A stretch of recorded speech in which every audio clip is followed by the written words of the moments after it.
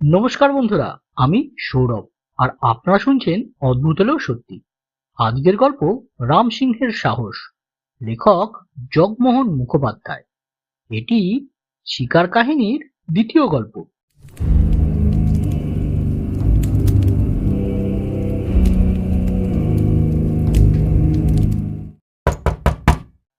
জঙ্গলের ডাকবাংলোয় রাত্রি প্রায় ৯টার সময় দরজা ধাক্কানো শুনে ঠাকুমার ঝুলির রূপকথার সেই কথাটা মনে এলো। এত রাত্রে কে ডাকাডাকি করে? কিন্তু প্রথম ধাক্কায় আমি কোনো সাড়া দিইনি। পরপর দুরাত জেগে শিকারে গিয়ে শরীর ক্লান্ত, কাজেই তৃতীয় রাত্রি পুরো বিশ্রাম নেব ঠিক করেছি। স্থানীয় শিকার সঙ্গী রফি এসেছিল হাঁকুয়ার প্ল্যান করতে। আমি তাকে তাড়াতাড়ি বাড়ি পাঠিয়ে দিয়ে 8:30টার মধ্যে নৈশভোজন সেরে লেপের মধ্যে ঢুকে পড়লাম। একে শীতকাল, তার উপর দুরাত্রি ঘুম নেই, কাজেই বিছানায় গাটা এড়িয়ে দিতে সারা শরীরে একটা আরামের অনুভূতি ছড়িয়ে পড়ল। শিয়রে রাখা হ্যারিকেনের মৃদু আলোতে রিডার্স ডাইজেস্টের একটা গল্প পড়ছি আর নিদ্রা দেবীর আরাধনা করছি। তখন কি আর কেউ ডাকলে উঠতে ইচ্ছা করে? কিন্তু ভগবান বিরূপ। দরজায় আর একবার ধাক্কা পড়ল, আর সঙ্গে সঙ্গে ডাক, শিকারি সাহেব হো। বিরক্ত হলাম, কিন্তু উঠতেই হলো। দরজা খুলে দেখি বারান্দায় দুটো লোক, একজন বেশ লম্বা আর একজন বেঁটে। তাদের হাতে হ্যারিকেন, গায়ে পুরনো কোট, আর তার উপর নাক আর চোখ দুটো খোলা রেখে মাথা থেকে কোমর পর্যন্ত চাদর জড়ানো। আমাকে দেখে লম্বা লোকটি হ্যারিকেনটা নিজের মুখের কাছ পর্যন্ত তুলে নিল, ঠোঁটের ওপর থেকে চাদরটা নামিয়ে বলল, আগে আমি ক্ষত্রিয়, নাম রাম সিং। এখানকার দোকানগুলোতে দুধ বিক্রি করি। লোকের মুখে আপনার কথা শুনে এসেছি। আমার পাকা ধানের ক্ষেত রাত্রে একদম শুয়োর এসে তছনছ করে নিয়ে যাচ্ছে। এখন আপনি যদি দয়া করেন তবে আমার ফসল বাঁচে আর আপনার শিকারও হয়। আমার বিরক্ত ভাব কাটেনি। বললাম, তোমরা তাদের তাড়িয়ে দাও না কেন? সুন্দর, সে শুয়োর এক একটা মোষের বাচ্চার মতো। সেদিন রাত্রে আমরা তাড়িয়ে দিতে গিয়েছিলাম, কিন্তু তাদের মধ্যে একটি শুয়োর আমাকেই তাড়া করলো, মেরেই ফেলতো আমাকে। নেহাত কাছাকাছি একটা খেজুর গাছ পেলাম, তাতে উঠেই জান বাঁচিয়েছি। এ কথা মনে করলে এখনো ভয় কাঁপতে থাকি। এখন সমস্যায় পড়লাম। একদিকে অত বড় শুয়োর, অন্যদিকে আরামের বিছানা। কোনটা ছেড়ে কোনটা রাখি নিজের ঠিক না করতে পেরে রাম সিংকে জিজ্ঞেস করলাম, রফি সাহেবকে চেনো? সে ঘাড় হেলিয়ে বলল, খুব চিনি। বললাম, তাকে গিয়ে ধরো, সে যদি যায় তবেই আমি যাব। রাম সিং তার অনুচরকে নিয়ে প্রস্থান করল। আমিও বিছানায় গা এলিয়ে দিলাম। আবার ভাবলাম, রফি এই শীতে আর যাচ্ছে না, কাজেই আজ রাত্রে ঘুম দিতেই হবে। কিন্তু 15 মিনিট কাটলো না, দেখি ওরা রফিকে এনে হাজির। রফি ঘরে ঢুকে মিষ্টি হাসি হেসে বলল, আজও আপনার পড়াতে ঘুম নেই।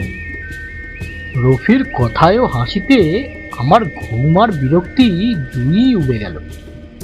সে তার শিকারি বেশে কাঁধে এক নলা বন্দুকটা ঝুলিয়ে প্রস্তুত। আমি চেয়ারগুলো এগিয়ে দিয়ে রফিকে জিজ্ঞেস করলাম, ব্যাপারটা কি? সত্যি শুয়োর আসে তো? রফিকে উত্তর দিতে হলো না। রাম সিংই বলল, হুজুর, আপনি চলুন, দেখবেন ওরা ঠিক রাত্রি 12টার সময় আসবে। রোজ তারা ওই সময়ই আসে। এ কথা শুনে রফির দিকে চাইতে রফিও বলল, ওদিকটায় শুয়োর খুব আছে, যদি চান চলুন, শুয়োর পেয়ে যাবেন ঠিক। ব্যাপারটাকে আর উপেক্ষা করা গেল না। আমি খানসামাকে ডেকে কফি তৈরি করতে বলে নিজের পোশাক পাল্টাতে শুরু করলাম। তারপর কফি খেয়ে রাত 9:30 নাগাদ রফি আর রাম সিংয়ের সঙ্গে বেরিয়ে পড়লাম। রাম সিং তার অনুচরকে আগেই পাঠিয়ে দিয়েছিল ক্ষেতের পাশে কুড়হায় বসবার জায়গা ও আগুন ঠিক করে রাখবার জন্য। পথ কম করার জন্য রাম সিং কিছুটা রাস্তা বরাবর গিয়েই মাঠে নেমে পড়ল। ওহ, লাঙল চষা সে যে কি মাঠ, আর তার উপর দিয়ে আমরা হেঁটে চলেছি। যাই হোক, রফির সাহায্যে অনেক কসরত করে রাত্রি প্রায় 11:15টার সময় আমরা গন্তব্যস্থানে পৌঁছে গেলাম। দেখলাম বিঘে 5-6 করে পাশাপাশি দুটো ধানের ক্ষেত, আর তাদের মাঝখানে ফুট 3 চড়া একটা আল। সেই আলের ওপর ছোট্ট কুড়হার মধ্যে খড় বিছিয়ে আমার বসার জায়গা হয়েছে, আর তার সামনেই ছোট্ট একটু আগুন করা। কুড়হার মধ্যে সেই বেঁটে লোকটা বসেছিল। আমরা যেতেই সে উঠে পড়ল। রফি তাকে নিয়ে ক্ষেতের অন্য কোণে চলে গেল। রাম সিং আর আমি রয়ে গেলাম এই কুড়াতে। সেখানে আমি প্রথমেই আগুনটা নিভিয়ে ফেললাম, আর ধোঁয়া ভর্তি কাঠগুলো ধানের ক্ষেতে জলে গুঁজে দিলাম। মাঝে মাঝে হাত গরম করে নেওয়ার জন্য ছাই চাপা দিয়ে অল্প একটু আগুন রেখে দিলাম। তারপর কুড়হার দেওয়ালে রাইফেলটা ঠেসান দিয়ে রেখে যতটা সম্ভব শরীরটাকে কুড়হার ভেতরে রেখে বসে পড়লাম। জ্যোৎস্না প্লাবিত শান্ত রাত, আলোর বন্যা বয়ে যাচ্ছে মাঠের উপর। শব্দহীন, সাড়াহীন, অচেনা এক মায়াবী জগৎ যেন এই শীতের রাতে ঘুম ভেঙে বেরিয়ে এসেছে। ঘড়ি দেখলাম, রাত্রি 11:15 তখন। রাম সিংয়ের কথা অনুযায়ী শুয়োর আসতে তখনও দেরি রয়েছে, তাই একটি সিগারেট ধরালাম। রাম সিং ডান পাশে বসেছিল। সে তার মুখের উপর থেকে চাদরটা নামিয়ে জিজ্ঞেস করলো, কটা বেজেছে হুজুর? তারপর পকেট থেকে একটা বিড়ি বার করে ধরালো। বিড়িতে গোটা 2 টান দিয়ে সে বলল,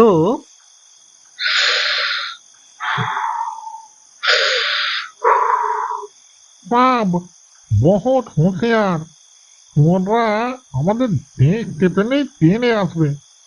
তখন যদি গুলি না করতে পারেন তবে সাম নিয়ে টানাটানি হবে।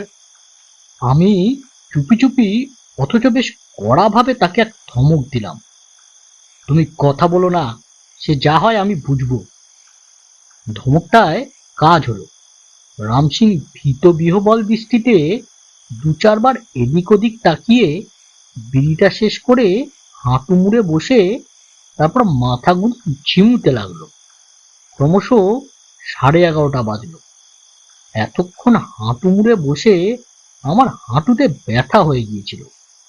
আমি ডান পাটা সামনের একটা মোটা কাঠের উপর ছড়িয়ে দিয়ে রাইফেলটা কোলের উপর রেখে বসলাম। শীতে তখন হাত পা যেন অবশ হয়ে আসছে। পর্যাপ্ত গরম পোশাক গায়ে থাকা সত্ত্বেও মনে হচ্ছিল যেন আমাকে কেউ বরফের চাদর ঢাকা দিয়ে বেঁধেছে। হাত জমে গেছে। সেই ছাই চাপা আগুনে মাঝে মাঝে হাতটা সেঁকে নিতে, তবে হাতে সার ফিরে আসছে। আকাশের দিকে দেখলাম চাঁদ বেশ উপরে উঠে গেছে, তবে ধান ক্ষেতের জলে চাঁদের আলো প্রতিফলিত হয়ে যে সামান্য আলো চোখে পড়ছে তাতে সামনের কিছুই দেখা যাচ্ছে না। অবশ্য এতে ভয়ের কিছু ছিল না, এ তো আর বাঘ শিকার নয়। 11:15টার সময় আমি একটু চিন্তান্বিত হলাম। শুয়োর কি সময় নিষ্ঠা রক্ষা করবে? কিছু আগেও আসতে পারত। না, রাম সিং আজ রাতটা আমাদের দিয়ে খেতে পাহারা দিয়ে নিল। আশা নিরাশার মধ্যে সময় কাটছিল। অবশ্য একটা প্রচন্ড প্রতীক্ষায় যে অধীর হয়ে উঠেছিলাম তা নয়। শুধু ভাবছিলাম সত্যি শুয়োর আসবে কিনা। এইভাবে আরো মিনিট 10 কাটার পর দূরে হাট্টিটি পাখির ডাক শুনলাম। রাত্রে জানোয়ার দেখতে পেলেই এই পাখিরা ডেকে ওঠে। সতর্ক হলাম, আশা জাগলো মনে। পাখির ডাক ক্রমশ নিকটতর হতে লাগলো। আমিও রাইফেলের বেলটা এমন করে রাখলাম যে কোনো মুহূর্তে শব্দ না করে গুলি ছুটতে পারবো। কিন্তু ওই ফাঁকা মাঠে পাখির ডাকগুলো এমনভাবে প্রতিধ্বনিত হতে লাগলো যে জানোয়াররা ঠিক কোন দিক দিয়ে আসছে সেটা অনুমান করা কঠিন হয়ে দাঁড়ালো। আরো কিছু সময় কাটলো। হঠাৎ কুড়হার পেছনে ঘোঁত ঘোঁত শব্দ।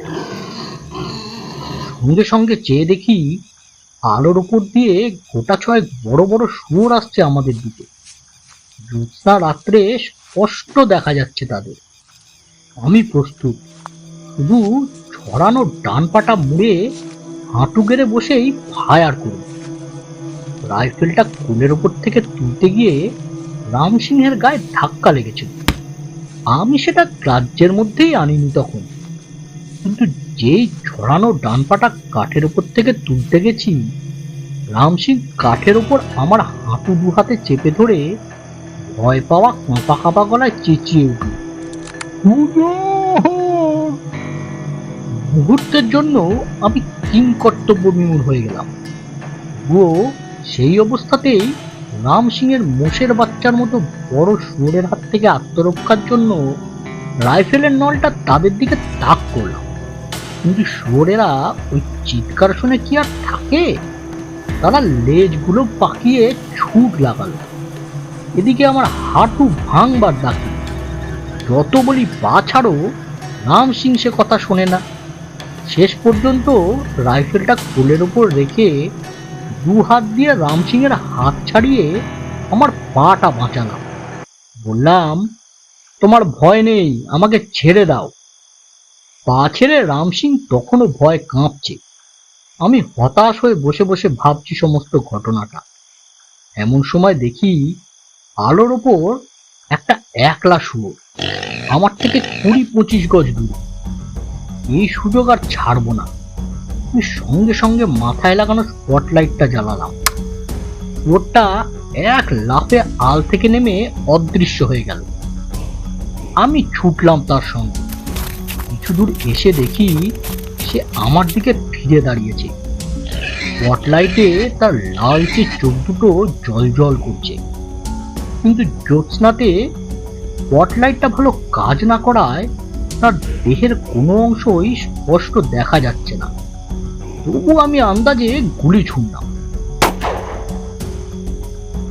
গুলি করার পর 4-5 সেকেন্ড কিছুই দেখলাম না। শুধু তখন রাইফেলের শব্দটা সেই বিস্তৃত মাঠের ওপর দিয়ে যেন গড়িয়ে গড়িয়ে বহু দূর চলে যাচ্ছিল। চেতনা ফিরে আসতেই শুয়োরটা যেখানে ছিল সেইখানে ছুটে গেলাম, কিন্তু কিছু নেই। স্পটলাইটটা ফেলে আশেপাশে দেখতে লাগলাম। হঠাৎ শুনলাম একটা ফোঁস ফোঁস শব্দ। সেদিকে আলো ফেলতেই দেখি সেই লালচে চোখ দুটো আমার দিকে এগিয়ে আসছে। সময় নষ্ট না করে আর একটা গুলি ছুড়লাম। শব্দ বুঝলাম ওর এবার ধরাশায়ী হচ্ছে। ছুটে গেলাম তার কাছে। দেখলাম প্রথম গুলিতে তার সামনের একটা পা ভেঙে গেছে, দ্বিতীয়টা বিঁধেছে তার বুকে। রাইফেলের আওয়াজ শুনে রফি আর রাম সিং এসে হাজির হলো আমার কাছে। রাম সিং শুয়োরটা দেখে বলল, এইটাই সেদিন জান নিয়ে নিচ্ছিল আমার। আমি ধমক দিয়ে বললাম, তুমি আবার কথা বলছো কি? বিটু কোথাকার, ক্ষত্রিয়দের কলঙ্ক। রাম সিং এর মুখের ঢাকা এবার নামানোই ছিল। সে হাত জোর করে সেই একটা কথাই বলল। হুজুর, কেমন লাগলো বন্ধুরা আজকের এই গল্পটি? ভালো লাগলে একটি লাইক করুন আর শেয়ার করুন সকলের সাথে। আর হ্যাঁ, চ্যানেলটি সাবস্ক্রাইব করতে ভুলবেন না যেন, কারণ এই রকম গল্প নিয়ে প্রতি শনিবার ঠিক দুপুর 1টায় আমি হাজির থাকছি এই চ্যানেলে। তাহলে বেল আইকনটিও টিপে দিন, তাহলে আপনাদের কাছে নোটিফিকেশন পৌঁছে যাবে। তাহলে আজকের মতো নমস্কার।